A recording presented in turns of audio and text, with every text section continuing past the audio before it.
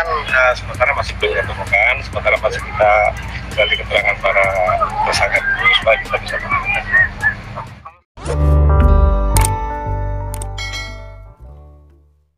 Pembahasan kali ini tentang prarekonstruksi Danu.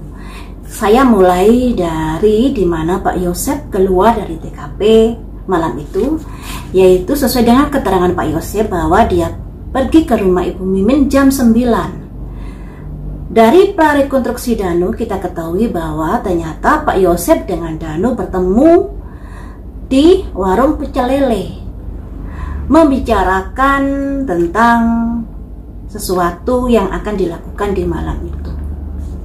Dari pecel lele ini bisa dikatakan hanya sebentar, nggak sampai 1 jam, karena perjalanan PP dari TKP ke warung juga butuh waktu beberapa menit ya.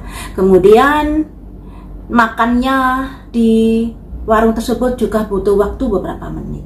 Di sini jam 9 sampai jam 10 ada keterangan dari kronologi kejadian di versi Danu ini. Arigi Abi jam 10 ke TKP, jalan kaki, motornya diparkir jauh dari rumah TKP. Tapi sebelum kita membahas Arigi ini, kita bahas adanya saksi Ridwan. Saksi Ridwan ini saksi baru yang kala itu diwawancarai oleh Kang Heri, di mana saksi Ridwan ini saat melintas di jam 8.30 tidak melihat mobil Yaris di rumah TKP. Apakah sebelum Aribi dan Agi dan Pak Yosep datang ke TKP, dari Amel ini udah keluar rumah kah?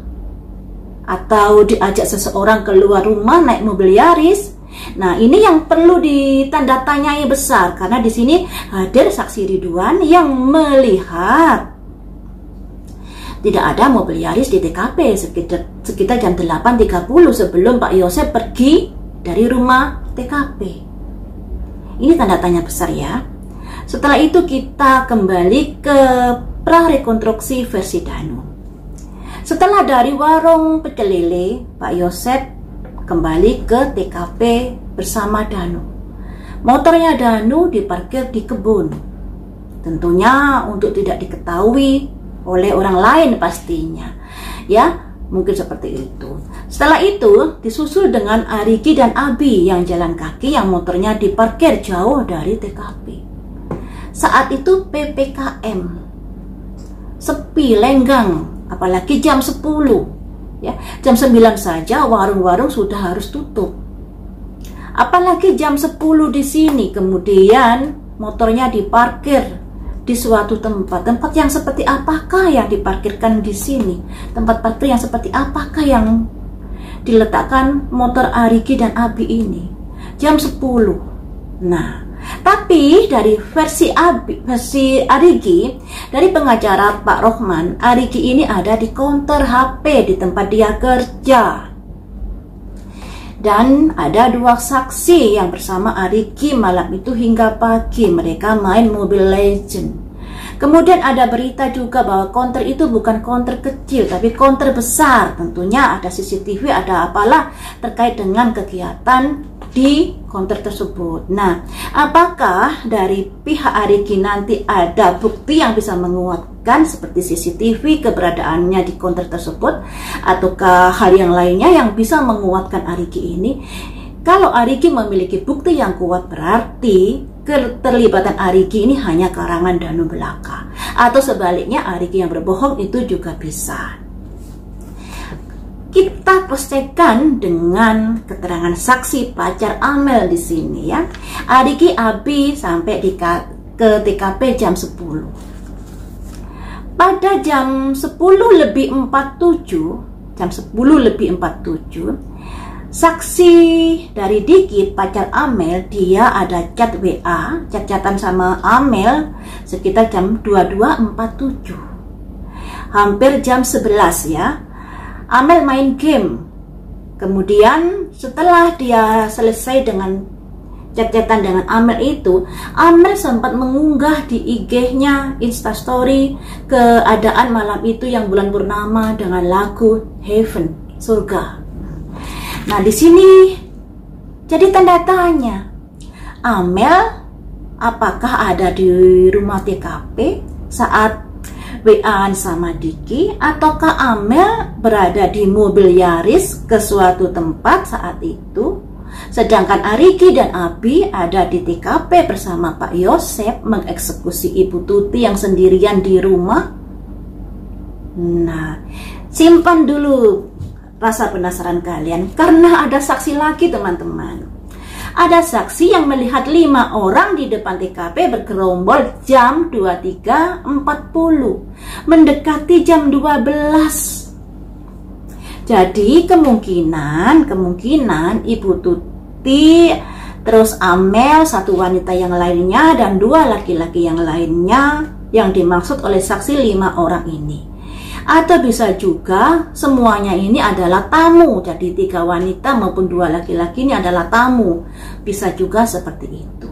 Dan di sini di rumah TKP, saat kita melihat di pemberitaan di media sosial, ada nasi goreng yang dibungkus aluminium foil, juga ada makanan-makanan. Nah, tentunya ini pertanda memang ada tamu malam itu. Jam 23.40 mendekati jam 12. Lantas Abi, Agi, Pak Yosep, Danu, jam 10 di TKP itu ngapain? Abi dan Ariki udah masuk di rumah TKP. Sedangkan Amel masih tanda tanya apakah di dalam TKP atau dia pergi ke suatu tempat dengan mobil Yarisnya, kita juga nggak tahu. Tapi setelah jam 23.40 ada tamu bergerombol di depan TKP. Nah, apakah dua wanita ini adalah Ibu Tuti dan Amel, ataukah memang 3 wanita ini adalah orang lain yang berkunjung ke TKP malam itu? Itu masih menjadi tanda tanya besar. Nah, kemudian dari jam kematian yang saya lihat di media sosial, Ibu Tuti meninggalnya sekitar jam 12 sampai jam 1. Sedangkan Amel sekitar jam 5 pagi. Sedangkan dari prarekonstruksi versi Danu ini, Ibu Mimin datang di tengah malam setelah 2 korban dieksekusi. 2 korban dieksekusi. Salah satu apa 2 korban ini? Ya. Menurut keterangan pihak kepolisian, 2 korban setelah dieksekusi.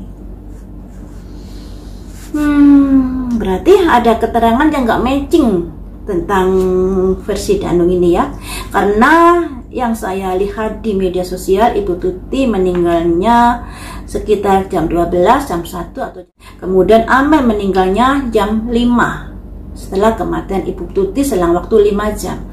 Kalau Amel sekitar jam 5, berarti Ibu Tuti meninggalnya sekitar jam 12. Jam 12 ini ada kedekatan waktu dengan 5 orang tamu yang berkunjung di malam itu jam 23.40. Tapi kayaknya kalau jam 12 ke 23.40 waktunya singkat banget ya, singkat banget. Tapi ya nggak tahu lah, mungkin ngolor-ngolor sedikit jam kematiannya atau jam tamunya ini. Kalau kita lihat dari prarekonstruksi Danu, Pak Yosep membopong mayat Amel dari pintu depan, kemudian ditaruh ke bagasi. Setelah itu baru Ibu Tuti diseret berami-rami oleh Pak Yosep, Abi, Danu, ya, diseret beramai-ramai menuju mobil Apat. Jadi yang ditumpuk ini menurut logika saya, Amel ditumpuk di bawah, kemudian ditumpuki Ibu Tuti. Padahal kalau di foto di mobil Alphard kemarin itu dan nggak ada keterangan bahwa setelah Ibu Tuti baru Amel. Nah, ini mana yang benar? Jadi di sini teman-teman, memang ada kejanggalan-kejanggalan karena memang kita juga harus mengumpulkan puzzle-puzzle yang sudah bertebaran di sini untuk menjadi satu cerita yang bisa ada kesinambungan. Makanya di sini ada cerita yang nggak ada kesinambungan dengan cerita para saksi. Seperti Abi, Ariki datang ke TKP, Pak Yosep datang ke TKP, Danu datang ke TKP sekitar jam 10. Nah, Setelah itu ada saksi Diki yang menjelaskan Amel masih WA-WA-an sekitar jam 10.47, mendekati jam 11, bahkan unggah instastory. Tapi juga ada saksi yang melihat, maksudnya saksi yang tidak melihat bahwa ada mobil Yaris di TKP saksi ini jam 8.30. Pastinya Pak Yosep masih ada. Nah, di sini apakah ada saksi bayaran atau tidak? Ya, kita nggak tahu. Tapi kalau saksi bayaran ini risikonya luar biasa loh ya. Pastinya orang-orang ini nggak mau memberikan kesaksian bohong karena ada risiko yang harus diterimanya. Apalagi masalah ini sudah dipantau oleh netizen dengan jeli dan teliti. Jadi yang perlu digarisbawahi di sini, Arigi, Abi, Pak Yosep, Danu datang jam 10 ke TKP. Jam 10 itu Amel masih belum tidur. Ya, Amel belum tidur. Kemudian juga ada tamu mendekati jam 12. Tamu 5 orang. 5 orang ini bisa jadi 2 orang adalah Bu Tuti dan Amel, bisa jadi 5 orang ini orang asing atau orang yang ada hubungannya dengan keluarga Ibu Tuti, makanya dia mau datang malam-malam dan Ibu Tuti welcome. Dan disinilah menjadi tanda tanya besar di sini ya. Seperti itu ya teman-teman.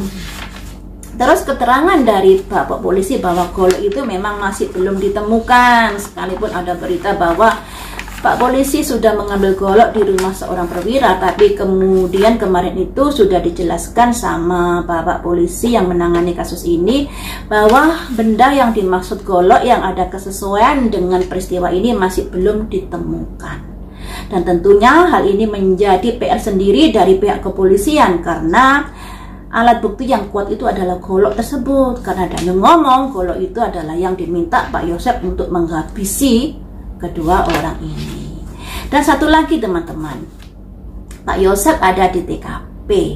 Kemudian ada 3 laki-laki, Arigi, Abi, Danu, anak muda-muda. Mungkin Pak Yosep ada kesal dengan Ibu Tuti atau Amel, paling sekedar menggebuk seperti yang saya ceritakan kemarin di channel saya ya.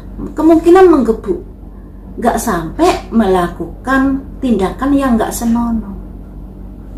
Apakah Pak Yosep tega membiarkan anaknya, sekalipun versi Danu ini adalah Amel dibunuh Pak Yosep, apakah membiarkan anaknya yang sudah meninggal ini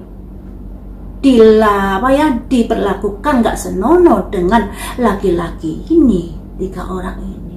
Di sini juga nggak matching rasanya keterangan Danu ini. Ada yang sesuai, juga ada yang tidak. Yang sesuai ini ketika Ibu Tuti diseret, memang ada jejak seretan. Ya, ada jejak seretan di belakang TKP. Cuma yang nggak matchingnya ini adalah yaitu tadi. Ada di mana jamnya ini loh ya. Mungkin jamnya agak molor-molor dikit juga bisa. Terutama jam kematian ini loh. Jam kematian Ibu Tuti dan Amel yang selang waktu 5 jam. Karena menurut pihak kepolisian, setelah 2 korban dieksekusi, baru Ibu Mimin datang. Ya mungkin tugasnya untuk beres-beres TKP, membersihkan atau memandikan kedua jenazah. Padahal jenazah Amel ini diketahui jam kematiannya jam 5, sekitar subuh, sekitar pagi. Berarti Ibu Mimin ke TKP itu, Amel masih hidup. Tapi menurut keterangan Danu sudah dieksekusi. Apakah Amel masih merenggang nyawa kala itu? Bisa dikatakan koma, tapi masih bernafas. Andai kata bernafas, pastinya saat memandikan Amel langsung bisakah jadi seperti itu kan? Nggak dibiarkan begitu saja. Ya, dari keterangan Danu dengan Ibu Mimin ini berarti Ibu Mimin datang saat Amel masih hidup. Kalau menurut jam kematiannya. Terus Pak Yosep pulang ke TKP, pulang ke rumahnya Ibu Mimin kapan? Kapan? Kalau jam kematian Amel ini jam 5 pagi, otomatis yang membopong mayatnya itu sekitar jam 5 pagi toh, atau ya lebih-lebih sedikit jam 5 pagi. Terus Pak Yosep ini ke rumahnya Ibu Mimin kapan? Beli surabinya kapan? Ini ada saksi-saksinya semua. Ini yang masih menjadi tanda tanya. Nah, di sini kita masih simpan dulu saja, ya, simpan dulu saja kronologinya dan kesinkronan dengan para saksi ini. Kita lihat cerita selanjutnya kasus ini seperti apa. Kasus ini masih abu-abu, ya, masih abu-abu, dan saya berharap belajar dari kasusnya Jessica agar pihak polisi ini lebih hati-hati lagi dalam menentukan siapa si pelaku di dalam kasus ini, ya, karena harus ada alat bukti yang kuat. Sebab dari keterangan ini saja ada ketidaksesuaian dengan keterangan para saksi yang sudah beredar di media massa. Nah, nggak tahu lagi kalau ada keterangan saksi yang tidak di-up di media massa, kita juga nggak tahu, ya. Cuma dari sini-sini saja sudah kelihatan adanya jeda waktu antara kematian Ibu Tuti dan Amel. Dan itu juga agak nggak sinkron dengan keterangan Danu, karena ternyata Ibu Mimin datang, kalau dilihat dari kematian Amel masih hidup. Apakah sakaratul maut menjelang kematian, napasnya tersengal-sengal 1212 alias koma, nggak sadar. Kemudian setelah mengetahui hal itu baru dihabisi agar mati dan meninggal jam 5 pagi. Nah, kalau jam 5 pagi terus Bu Mimin sama Pak Yosep balik ke rumahnya kapan? Berlumuran darah seperti itu kapan? Nah, ini yang menjadi tanda tanya besar. Kita simpan cerita ini dan kita tunggu saja cerita selanjutnya ke depannya seperti apa, ya.